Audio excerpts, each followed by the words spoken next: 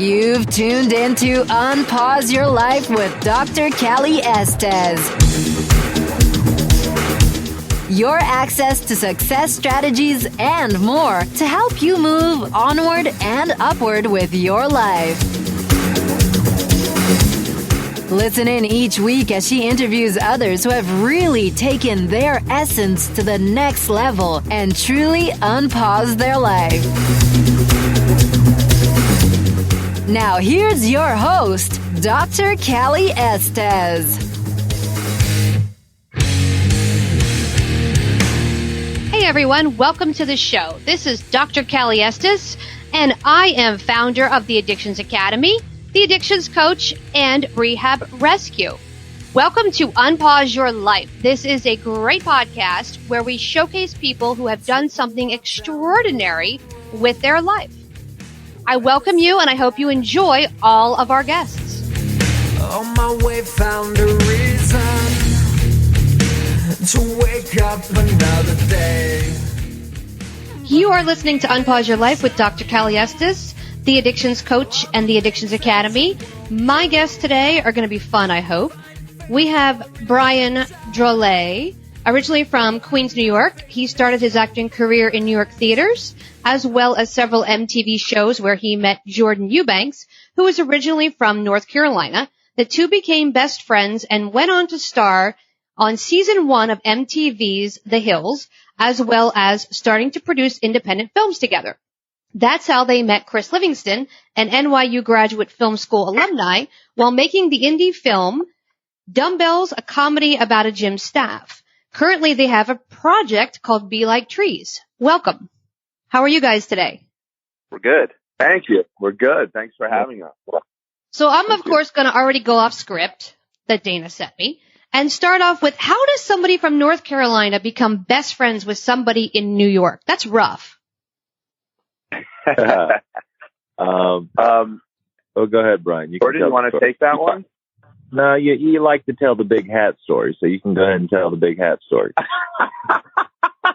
Well, Jordan and I, we actually had the same talent agency in New York, and one day that's why he moved up from North Carolina to pursue his dreams of pursuing an acting career, and I had just moved back to New York, which is where I'm from, after graduating from the University of Florida. And one day we both found ourselves in the same audition room for an MTV show called Damage Control. And true story, I, being a complete rookie and newbie, I had the book Breaking into Acting for Dummies. and this book, it specifically said, do not wear silly props like hats and things like that to an audition. And I see this guy in the audition room with this big goofy hat on. It was Jordan, and him and his buddy were saying, "Oh, this will make us stand out." And I said, "Well, guys, according to rule number 3 on page 14 of Breaking into Acting for Dummies, it clearly states do not use silly props or hats." And I told them not to wear the hat. Make a long story short, me and Jordan both ended up actually getting the job, and we got cast on an entire season of an MTV show called Damage Control. And that's kind of how we became best friends and how our friendship started. So your whole friendship started with a New Yorker telling somebody else what to do. You realize that? Yeah. Correct. Oh, my goodness. And did you wear the hat to the audition, or did you take the advice? I think I took the advice. So he took the advice. He got the job. Awesome. I got the job. Very, very cool.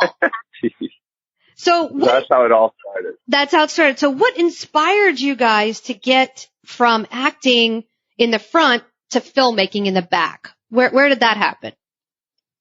You know, Jordan and I always loved Ben Affleck and Matt Damon, who always preached, they made their own movie. And I think both of us just kind of had that dream, the whole Ben Affleck, Matt Damon thing in our mind and we're both artists and we're both creative. So, I think being in front of the camera and the artists in us were just as excited equally about the people who were creating the TV shows and the movies. And And on our road trip out here, we started to plan the first indie movie that we ended up making. We started to spitball it in the car, and it was called Two Dudes and a Dream. And that was based off, who Jordan and I were.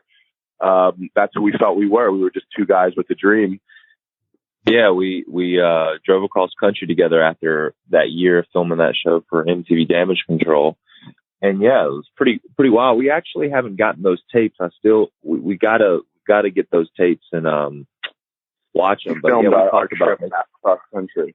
Oh, that's cool. And we talk about making a movie called Two Dudes and a Dream, and it's crazy because we just put it out there, and then when we got here, I think what we start production on that within about a year and a half to 2 years, I think. Oh, wow. We just kind of got people excited and motivated, and we made a movie. And actually, that's where we first met Chris Livingston. He came to the premiere of Two Dudes and a Dream, and that was the first time we ever even met him. Okay. Now, two of you guys were on the first season of The Hills, right? Yeah. Jordan and I were both on season 1 of The Hills. Okay. Now, what was that like? Yeah, that was a very interesting time of our life. We had just moved to LA. We had just arrived in town, and I guess basically kind of to back up, the key thing that happened to us is when Brian and I were living in New York, we actually I don't remember, we ended up going out one night and we met Lindsay Lohan and her group of friends. Now let's just stop right there and pause for a second. Yeah. Tell us what that was like. It was cool. This was the pre-corruption, before the spiral of Lindsay Lohan. This is like just after Parent Trap days. So this was the good Lindsay Lohan. And we met her friends, and we kept in touch throughout the year. And when it came time for us to move to LA, we had just kind of hit them up, reached out to them, and they were like, "Yeah, you can crash with us." So we ended up crashing with Lindsay's best friend in a pool house when we moved out here. But when we moved out here, Lindsay and Talon from Laguna Beach were kind of like dating. And so that's how we fell into that group, literally from day one. We became friends with Talon, and then all the Laguna Beach kids were coming up to party. And we just found ourselves completely in that young Hollywood crowd. And then that's how we met Lauren and Heidi. And then that's kind of, Jordan and Heidi started dating. And then Lauren and Heidi were like, "Hey guys, we're about to do a spinoff of this show called Laguna Beach. We think you guys would be perfect." And that's how it kind of happened. It was just kind of like, I think we were in the right place at the right time. And it was crazy because we just went from filming an MTV show in New York, and now all of a sudden we're on this other MTV show. So it was kind of surreal. Very cool. Very, very cool. And that's an interesting group. I've actually done a little work with some of that group of people. So what inspired you to want to get into acting in the first place? What makes you go, this is what I want to do, as opposed to, I don't know, be an accountant or work on Wall Street or that kind of stuff? Jordan, you want to go on that? I love how you guys defer to each other. You're like, you answer that one. I don't want to answer that one. You answer that one. I know I tend to talk a lot, so I'm like, I have to police my gabbing. And let Me too. I'm the same. So I just allow other people to go. So. Okay, I'll go and then Jordan, you go. But basically, my first dream was I wanted to be an animator and live in Disney World. Pretty good plan for a 10-year-old, I feel like. Yeah, that's a good plan. Because I always loved art and creativity. But then it was when I was 14 years old and I saw Ace Ventura. In my house, my mother was sick most of my life with a disease called scleroderma. And it's a very, it's a very sad thing. And so when you're living in a house with a sick person and then all of a sudden there's a funny movie that makes the entire household laugh and just feel better about life, and you forget about all the things, that escape with my family watching funny movies. And it was that movie in particular that I remembered. It was so therapeutic in the household. I went, that's what I want to do in my life. I want to make people laugh. I want to make movies. And I thought the whole thing was so kind of creative, not just, being Jim Carrey, but everything that goes into a movie. And so I think at age 14, that was the movie that I went, that's what I want to do with my life for me. Okay. Well, that's good. So you knew at a young age, you really knew what you wanted to do. That's awesome. I can just Thanks, say, yeah. I'm going to chime in and just say, you know, Brian's the kind of person that just goes after something, you know, if the possibility exists, he just, you know, he dives and, he puts his heart into everything he goes after. And, you know, knowing him, it's hard for me to imagine him being an accountant.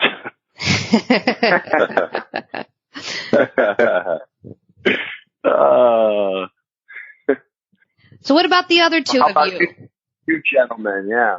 Well, I could have said surfer. I mean, maybe Brian wanted to be a surfer, or I don't know, a street performer. Well, let me in tell New you York? something.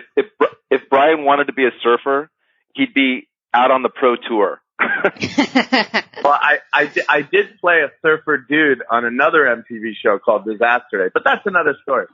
Oh my God. So you got to be one for a day. That's cool. Very cool. Yeah. Jordan, Jordan, Chris, when did you guys know you wanted to? Yeah, you go for it, Jordan. Let's see. I think it all started when I was around 8 years old. I not booked a role, but I was cast to play Mayor of the Munchkins in like a local college production that was going on in my town. And from that experience, the director of that play was the high school director, and they were very big in Eastern North Carolina. The performing arts was very big at that time. And from my experience with that, my mom actually started taking me down to Wilmington, North Carolina. And at that time, Screen Gems was kind of like the Hollywood of the East. And there were a lot of, I think they were doing Dawson's Creek. They were constantly shooting movies down there. So I started going down there probably when I was around 12 years old and just kind of being extras and being in the background of movies and TV shows. So I just saw what it was like as a kid. I was like, wow, this is awesome. You know, you guys just get to sit around on set and just bring whatever in your imagination to life and film it. So yeah, I mean, it started for me at a very early age too. And it was always juggling sports and the performing arts. Okay. That's awesome. It's rare that you know at that age what you want to do. For a lot of people, it's like, well, I'm not really sure. And then they're 20 and then they're 25 and they're still trying to figure it out. So it's awesome that you guys really knew and had a direction. For me, it was a little different. I mean, first of all, you know, we all just did a movie, you know, together, and I'm not really an actor. I did some acting in college. I took some courses and stuff, but I never really considered myself like that. My first love has been music, and I came from a very musical family. My father was president of Capitol Records, and he signed the Beatles and the Beach Boys and Frank Sinatra. So I had this backdrop of successful music family. And I started playing piano when I was 6 years old and ended up starting to write songs when I was about 17 years old. And ironically, my father ended up writing a book called Ronnie Finkelhoff Superstar, which got optioned to be made into a movie by Zanuck and Brown, who were big, producers back in the day. They did Jaws and the Sting, I think. And the book, looked like it was going to get turned into a film, and it was about a virtuoso on the guitar in high school. And so there were all these songs in the book, titles, and I started taking the titles from the book and starting to write songs. I'm thinking, well, if this thing ever got made into a movie, I'd potentially, get a song in a film, which would be great. But that sort of led me into going to NYU Film School, because it kind of caught my interest as far as the actual filmmaking. And I ended up taking, a whole different direction with life, which was making movies in addition to the music. Oh, wow. Okay. So you brought up this new film, Be Like Trees. Let's talk about that. What is it? How is it different? Tell our listeners a little bit about that and how it's going to be seen as something different from what I understand. Go for it, Chris. Go for it, baby. Okay, let me just say this. I met Brian making this film Dumbbells. I actually met him as he was describing. We met the night that they premiered The Two Dudes in a Dream. It was at the ArcLight Theater in Los Angeles. We connected, but we never really, nothing really happened after that. And then another friend of ours, guy named Hoyt Richards, who was in a film I did called Hit and Runway, which came out back in 2001. He started working on this script called Dumbbells with Brian. And so they basically started talking to me and kind of taking my feedback on the script. And I kept meeting with them. And at some point they just asked me if I was interested in being involved and potentially directing it. And I said, yeah. And so we ended up making that project together.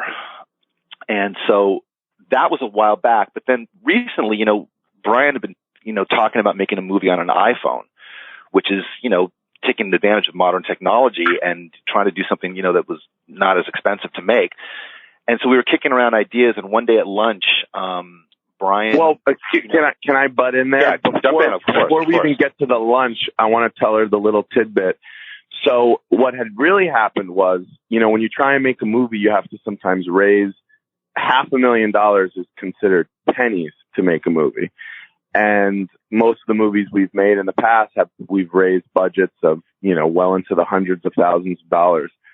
And so in trying to get a movie off the ground for about $500,000 to $1 million for almost over a year, I realized one day on a conference call that it wasn't going to happen. The money just wasn't coming in, and I was so frustrated. And on the television screen, there just so happened to be a commercial for Steven Spielberg's documentary on HBO. And I said to the TV, I said, oh yeah, sure, Steven, you can make any movie you want.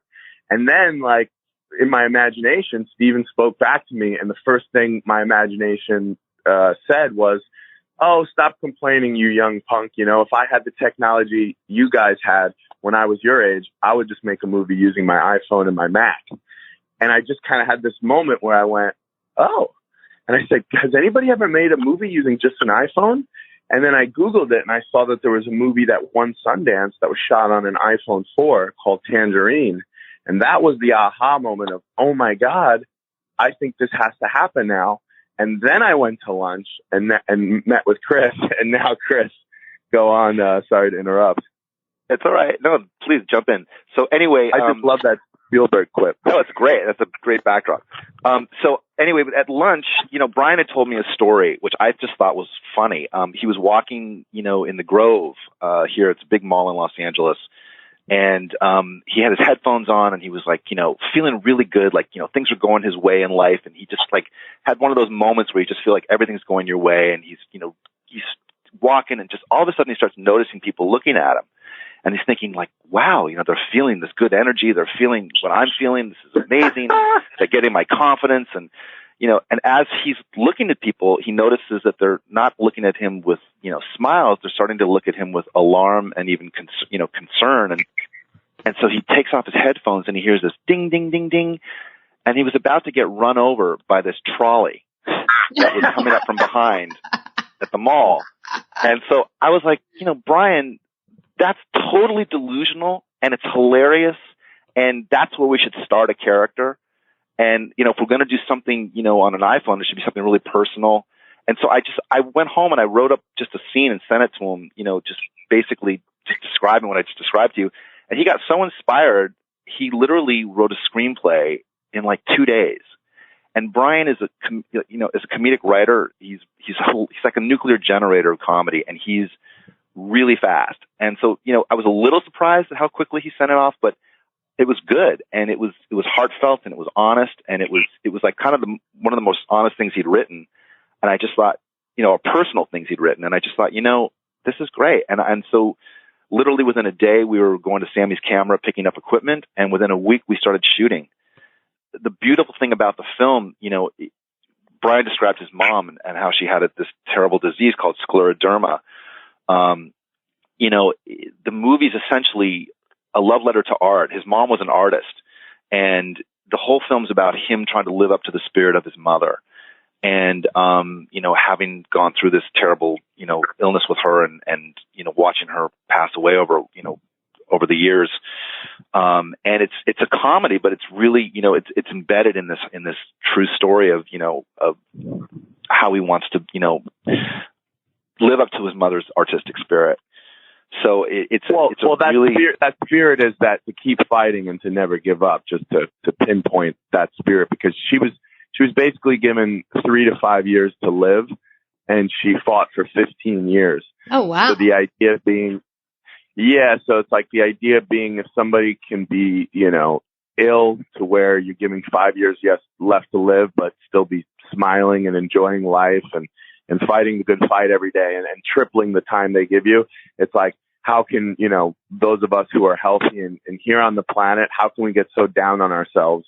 If you get a parking ticket, we all have bad days and it's easy to be like, screw it all.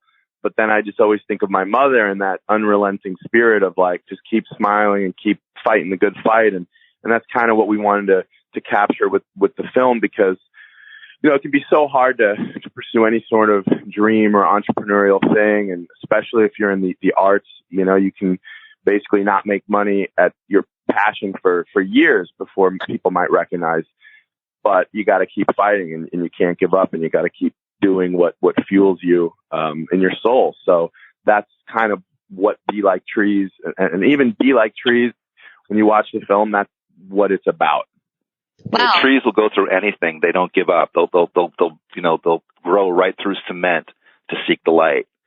And, that's kind of the embodiment of an artist. And the film itself is sort of a living example of just, what it preaches. It's go after things and never give up. And if there's a will, there's a way. And for any film people, the thing that really opened our minds up is, when you make a low budget movie, again, even if you have $500,000, that's peanuts in a low budget film world. And the problem with a lot of low budget movies is they look so low budget because all the money's going to locations and things that, the expensive add up. But we just kind of use the world as our set. And the beauty about filming on an iPhone is we filmed everywhere and anywhere. And nobody knows what you're doing, because having a smartphone out is nothing that would bring attention to yourself. And we just had our actors wirelessly mic'd. We had no crew, no nothing. So it was a way to shoot an entire film right out in the wide open with no one knowing what you're really doing. That's pretty cool. So this truly really hasn't been done on this level before, has it? I don't think so. No. So when does the movie come out? When can we expect to see it? We're aiming for early next year. Okay. Yeah, we haven't set ourselves the exact date yet, but we are aiming for probably early to spring of 2019. Okay. And where will everyone be able to find it? We'll know for sure. I mean, you'll be able to find it in all the usual digital places. So your iTunes, your Google Movies, cable outlets, but we'll know specifically very soon. And we have a website, beliketrees.com. And you can also follow Be Like Trees on Instagram and Twitter. But we'll be putting out the specific places people can see the movie, but it'll be all the usual places digitally. Okay. Awesome. And how can our listeners reach you if they want to reach out to you with questions or comments or autographs or what have you? We're all on social media. Mine personally, my Instagram and my Twitter is just my name, all one word, Brian, Brian, last name Drolet, Drolet, at Brian Drolet. And I'm on Instagram as well. It's Chris Liv 13, which is capital CHRIS, capital LIV 13. And I also have a website which people can check out, and there's a way for them to connect through that, and that's chrislivingstonproductions.com. There's also the website Be Like Trees, which I'm sure we can have a connection as well. Awesome. Nice. And Jordan, mine is at Jordan Eubanks, and that's EUBANKS 23, and that's at Instagram, Twitter, and all those as well. Wonderful. And do you have any last words for our listeners or any words of advice, since you guys have made it big, as we say?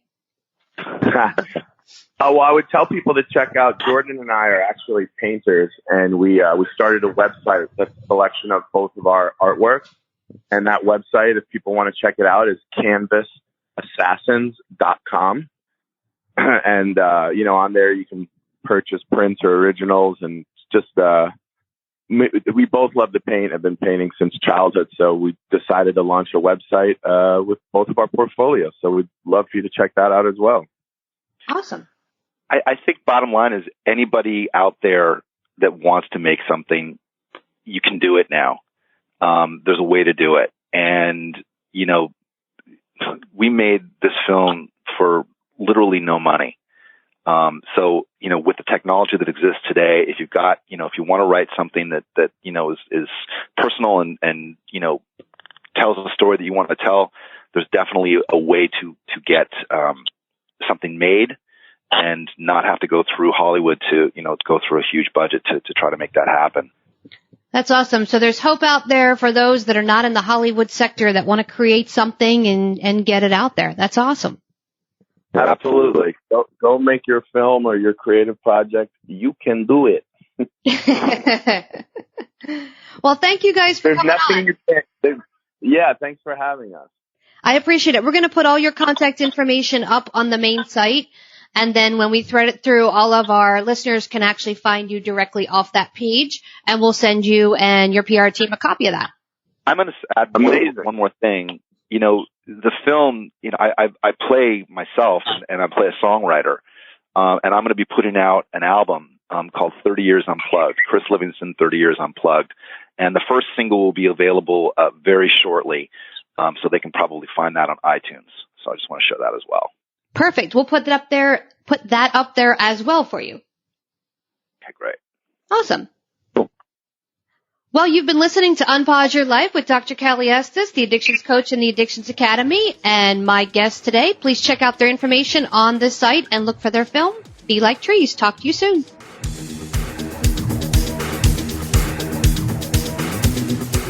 Hey, everyone. Thanks again for listening. I really hope you enjoyed the show today.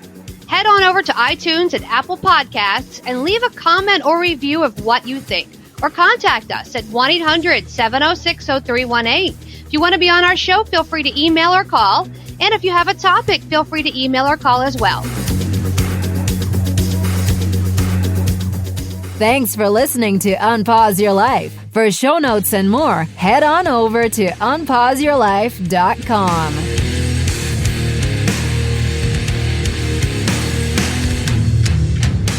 Big shout out to recoveryinnovators.com for help producing this show. Thank you, guys. I took a walk down the long road where they said that I shouldn't go. On my way found a reason to wake up another day.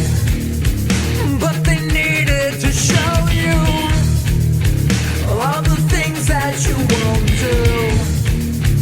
Find faith or religion, but nothing to show for it.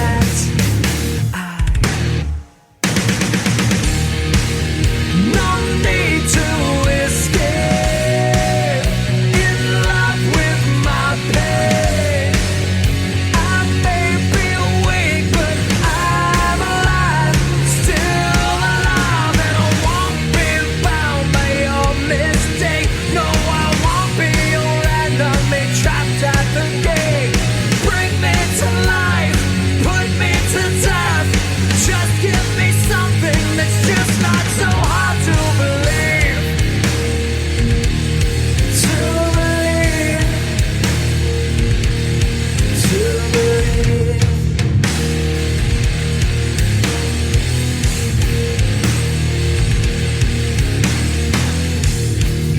I took a walk down the dark road where they said that I shouldn't go. I knew the dangers of flying. Now I'm so far from solid ground. But they needed to show you all the things that you won't do. Find faith or religion, but nothing to show for it.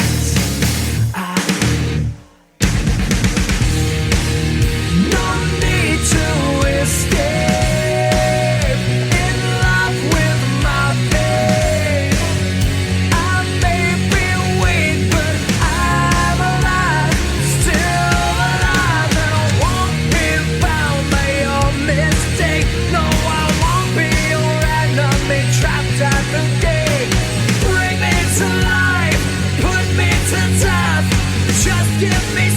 everything that